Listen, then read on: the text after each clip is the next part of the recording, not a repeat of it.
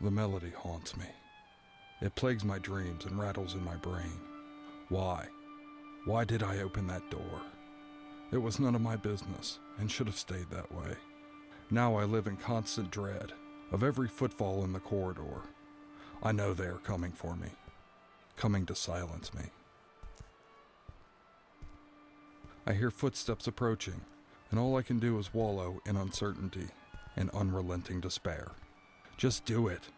Do it and be done with me already. Perhaps the wait is half the game. Helpless, stuck in a 5x5 concrete hell, with nothing but time to think. Time to worry myself into a frantic, restless mess. The cold, rough bars offer no relief or protection from what is to come. The footsteps are closing in. Each step sending my heart further into my throat. Each step sending my nerves further down into my stomach. I can see the elongated shadow making its way towards me. My Reaper approaches, with cruel certainty. The Reaper wears an uncomfortable-looking navy blue wool uniform. On his hip he bears a black stick that has seen its fair share of use. On his breast he wears a polished star that reflects his authority. In it I see my fear, looking back at me. Figures send the new guy to do the dirty work and indoctrinate him into their world of lies and brutality. Part of me wants to scream, fight until the bitter end. The other part wants to kneel and swallow the barrel of my demise, and hope it is quick and painless. "Hello, John," the Reaper says to me with a boyish grin and a twinkle in his eyes. He is naive. He thinks himself a good man. For all I know, he is, outside of this institution anyway. Never spent the time to get to know him. Just wanted to keep my head low, serve my time, and vanish into freedom when that time came. Only now, that time will never come. I stand to face him, trembling, nervous with sweat. My head feels like a balloon overstuffed with hornets trying to sting their way out. My body convulses. My feet become part of the floor. Our eyes meet, and he smiles. "Well, John, congratulations. Looks like someone has taken an interest in you." I offer no reply. "Seems the warden handpicked you for special assignment." He hands me a pair of striped pants and says, "Welcome to the chains, John." His glee is misplaced. The chains. To most a welcome relief from the day-to-day drudgery. Sunshine, fresh air, and a chance to see the birds soaring freely, untethered by life's choices. My trembling hand seizes the garment that sows the seeds of my fate. Naive. I envy him. "Get changed and be ready in 1 hour. And John, congratulations again." The man who just delivered my death smiles, then congratulates me with a wink and a nod. Naive. I don't even hear the footsteps as he strolls away. 1 hour. 1 hour to live the rest of my life. I unfold the garment that seals my destiny. One leg at a time I approach that destiny. Finding my last measure of resolve, I close my eyes to look for strength. To look for some way to face what is to come with dignity. If I can stop pissing on myself long enough to do it, that is. How could I have known? Now that I know, how could I ever forget? Oh, the melody plays itself again. It plays over muffled screams.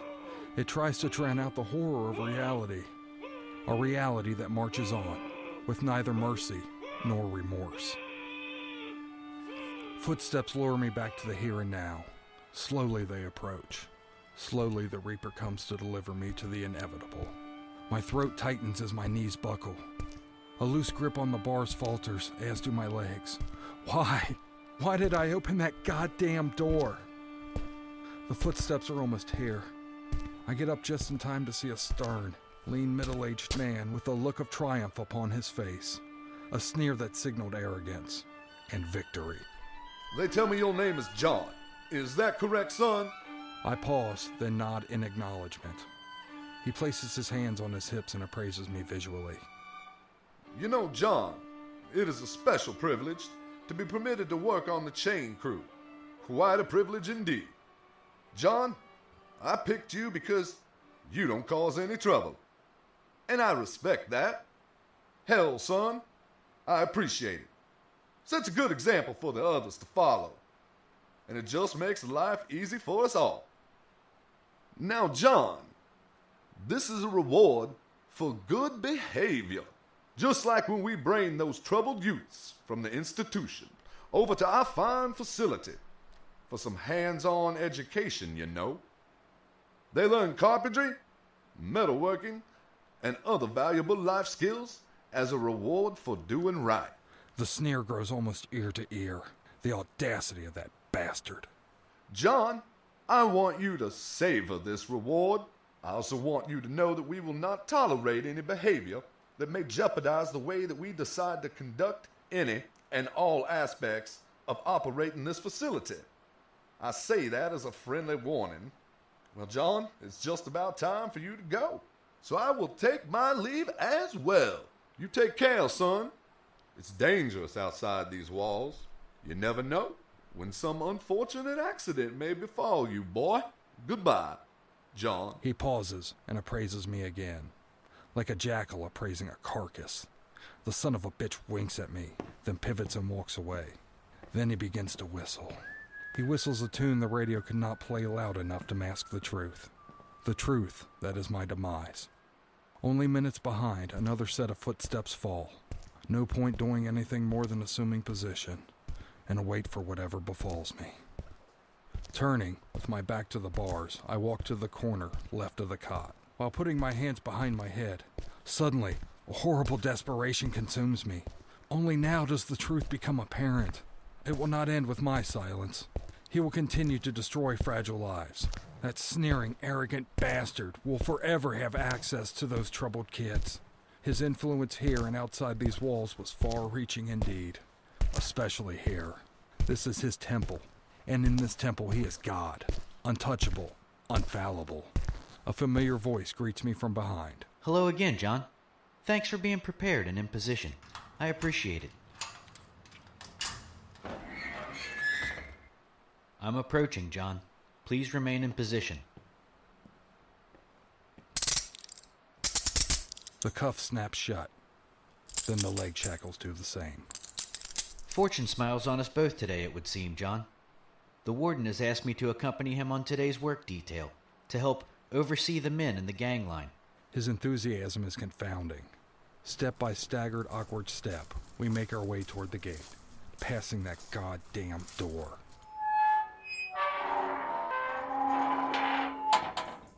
They load us on the truck.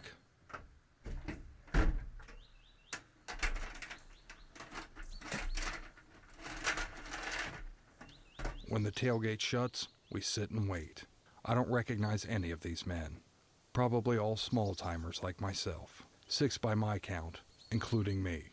None of them able-bodied enough for manual labor of any sort. This reeks of misdirection and false sincerity. It smells like a setup, whose odor is that of an untimely death. The truck lumbers to life. The last trip of my life begins chained to the bed. One truck in front, another follows with the warden and his good old buddy Judge Chamberlain. Buddy. Huh, more like his enabler. How many innocent lives have they shattered? Odd. Only 2 guards in tow to keep us in line. This most certainly does not add up to normal. The ride is a long one. A hot one. Lord, I hate the South in the summer.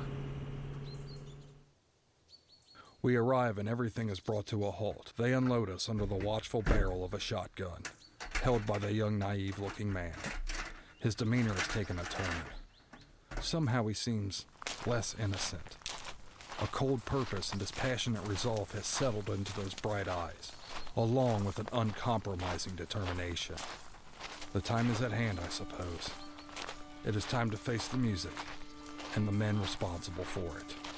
The warden, and that bastard Judge Chamberlain. The man who sentenced me for what he described as aggressive vagrancy. How can a free man looking for work be considered a vagrant? Easy, when the man is not a local and the prison population is thin. No lawyer, no defense.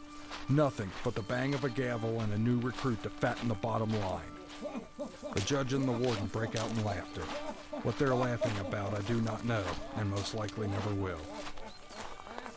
One by one they give us a pick or a shovel, and a purpose. Walking our way down the tracks with the guard at each end of the line cursing the heat. Shovels for rail work. Stopping after 10 minutes of walking, the work begins. Shovel pick, we fall into a groove. None of the men have even once looked at me. The work is slow. These men are old, broken, in both body and spirit. The guards walk casually about us, never taking their eyes off of us.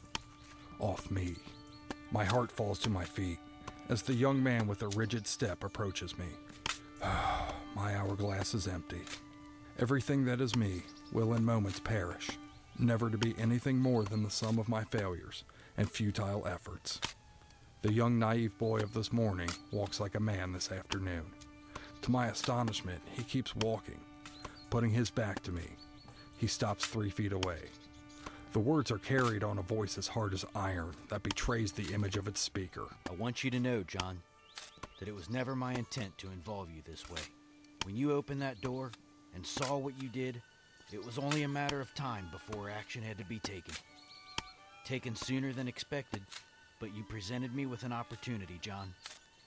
One I cannot thank you enough for. It's time to take advantage of that opportunity. On your knees, all of you. I comply, kneeling on the rough, jagged gravel, feeling gravity forcing me harder than it should, deeper into my deathbed. No panic, no tranquil sensation, just a mild indifference to the moment. The 6 of us wait for the end in our own ways. One prays, one whimpers. The rest retain a quiet dignity, a dignity they have been saving their entire lives, cherishing, protecting like a bottle of fine wine that eagerly awaits its special occasion. Not all things in this world are equal and true, John. Sometimes, fates intertwine in a most peculiar fashion. Peculiar indeed. Turn around and face me, John. We both know right from wrong, good from evil. This is wrong, but this is not evil. It's closing the circle once and for all. Knowing that circle is a level of hell with no equal, that will never ensnare another victim or destroy another soul. Locking eyes with the warden, I remained steadfast in my resolve. My quiet dignity will be my legacy. It will be my last act of defiance, my last gesture as a man. 6 feet away, he stands and sneers. Victory. The shotgun clicks next to me like a clock striking midnight. The world has never been brighter, more colorful, more serene.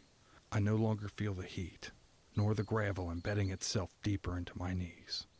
The now not so young, not so naive young guard takes 2 more steps back, then pivots, raising his double-barreled deliverance of death. Unleashes thunder on a cloudless day. I stand without realizing it, mesmerized by an oddly beautiful fine pink mist that hangs in the air where the warden's head once sat upon his shoulders. Thunder and lightning strike again, cleaving a fist-sized hole through the once honorable Judge Chamberlain, who no longer resides over anything. He lies there, like a water-swollen pig left to rot out in the summer sun.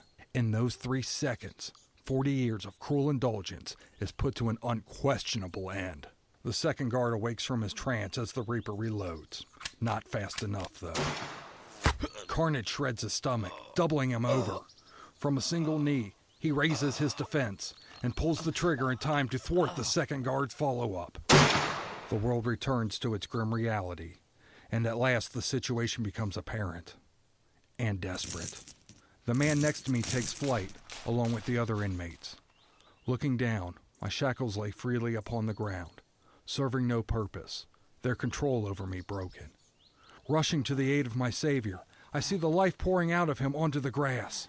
Clutching him by the shoulders, not needing to air my questions, he looks at me, then speaks to me in the voice of the young man I have grown to know. Determination replaced by compassion. Purpose replaced by acceptance. I really thought I could reload and take out that old codger Bill before he could draw. Quick old buzzard. At least something went right. He glances at the bodies of the judge and the warden. Miserable bastards. Didn't deserve to go that quick and easy. He convulses and coughs as I lie him down.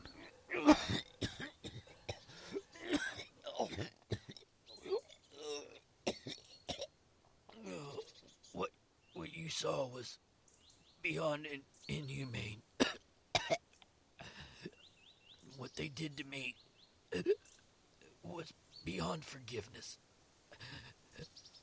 You see, I was a troubled youth growing up, John. I spent time learning the warden's valuable life skills in the most horrendous, painful, humiliating way imaginable,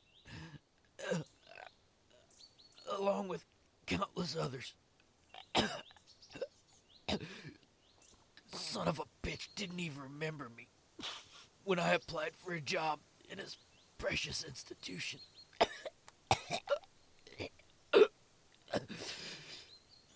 I spent time behind that door.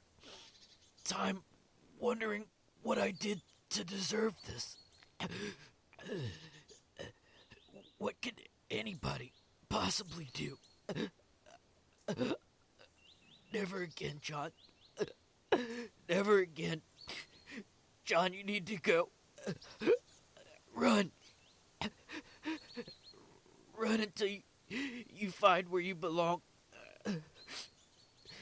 Between old Bill, the warden, and the judge, you should have enough clothes to put something passable together. Take their money, John. Should be more than enough to get you far away from here. As far as you can, John. Destroyed your record, John.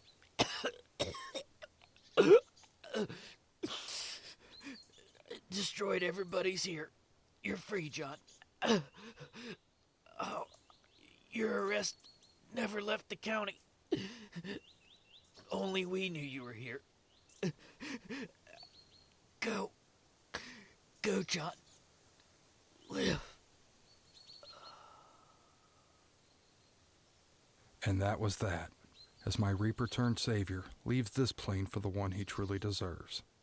Shock draining from my system, mind refocusing on survival, I do as instructed, reluctantly leaving the young man behind to less than he deserves. I am able to assemble enough unbloodied clothing together to pass myself off as civilized. The judge and warden proved a blessed bounty. Took over $3,000 in cash from the two of them combined. Taking one final look at the man who saved his courage, his pain, and dignity for the moment that required all three to unite, making him the right man in the right place at the right time. I nod a final farewell. Time to run. Time to find my place in the world. Running towards the river, my mind wanders back through time and space, to a time I made a decision. A decision that saved and cost lives. Lives that have intertwined in a most peculiar set of circumstances. Opening a door. Such a simple, common act. Opening the wrong door, only to find a young boy crying, screaming, crystal blue eyes filled with shame, pain, and fear. And behind him, smiling, thrusting, staring me straight in the eyes is the reason for the boy's suffering, for his pain, his shame, his fear. The radio blared, crackling, as if screaming at him to stop, echoing my thoughts. Closing the door, I ran back to my cell, vomiting my fear and revulsion. Never again will anybody suffer at those hands. Never again will an innocent life be shattered. Never again will another troubled youth become another ruined adult. I can see the river. I can feel freedom. All I have to do now is follow it to where I belong.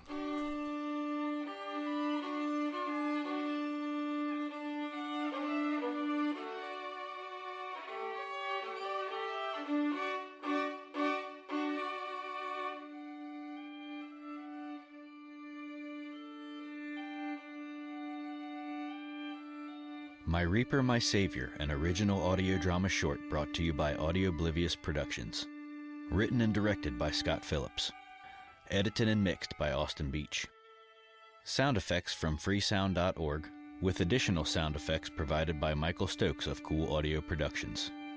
Music from portions of a public domain recording of Paganini's 24 Caprices. Starring Scott Phillips as John. Austin Beach as the Young Guard, Drew Prophet as the Warden. Find our YouTube channel under Audioblivious Productions and subscribe. You can also find us at audiobliviousproductions.libsyn.com. Thank you for listening. We hope you have enjoyed our presentation.